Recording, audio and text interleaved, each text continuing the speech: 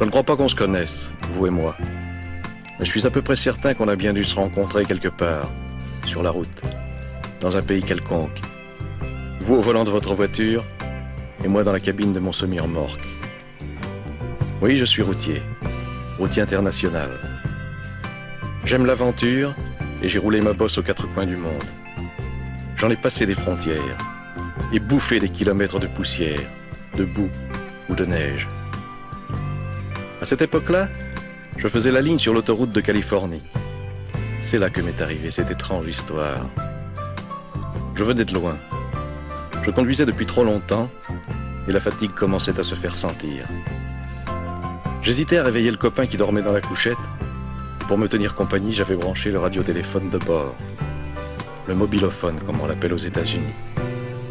C'est un appareil qui nous permet, à nous autres les routiers, de garder le contact et de nous entraider en cas de coup dur. Je venais à peine d'enclencher le canal 27 de la CBR, qui est notre fréquence habituelle, lorsque j'entendis, à travers la friture des ondes courtes, une petite voix lointaine qui parlait. Une petite voix d'enfant qui appelait. Allô? Allô les routiers? Ici Teddy. Teddy Bear. M'entendez-vous? Ici Teddy. Répondez-moi. Je basculais l'inverseur sur émission et questionnais à mon tour. Allô? Allô Teddy? Ici la route. D'où appelles-tu? Que veux-tu? La voix du gamin répondit, un peu plus proche. Ici Teddy. J'appelle les routiers. Je t'entends Teddy, que veux-tu? Je suis tout seul. Je m'ennuie. Et je voudrais parler un peu avec vous. Je vous appelle avec le radiotéléphone de mon papa. Cet été, nous avons eu un très grave accident. Et je suis toujours dans mon lit.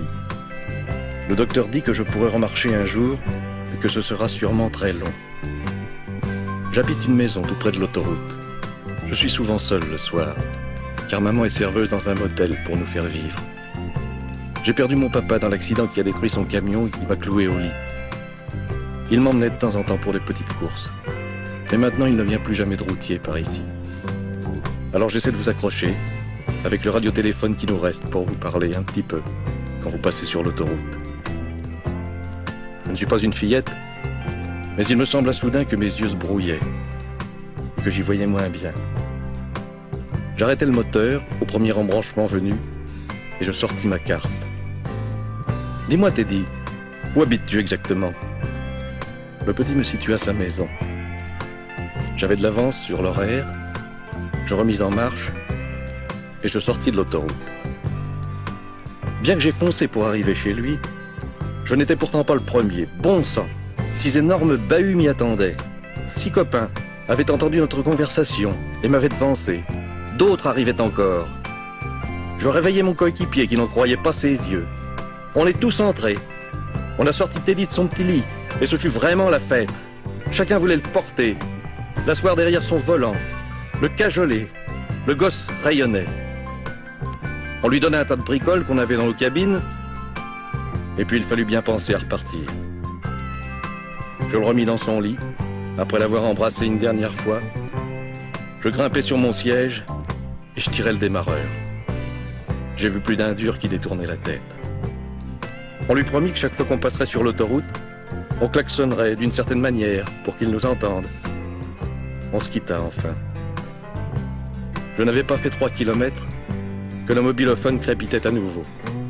C'était une autre voix, une voix émue de femme.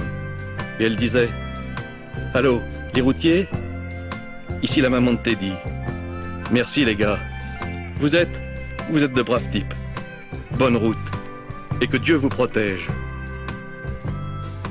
Je n'ai pas pu répondre un seul mot. J'ai coupé le radiotéléphone et alors seulement, j'ai chialé. Oui, chialé comme un vrai môme.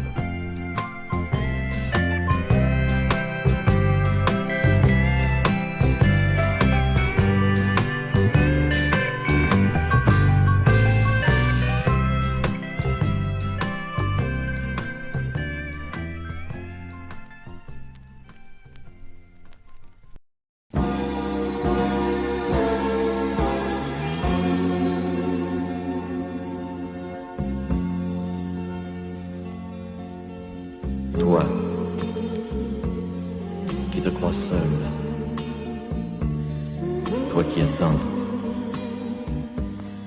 je ne sais quoi. Qui que tu sois, où que tu sois, sais-tu vraiment pourquoi toi, comme en prison, entre tes murs, tristes et froids, tu n'es plus seul. Je viens vers toi. Devine un peu. Pourquoi? Oui. Pourquoi? Pour les cœurs perdus, il brille au fond du ciel. Un signe inconnu dans la nuit de Noël. Toi qui te crois seul, guettant un mot, le bruit d'un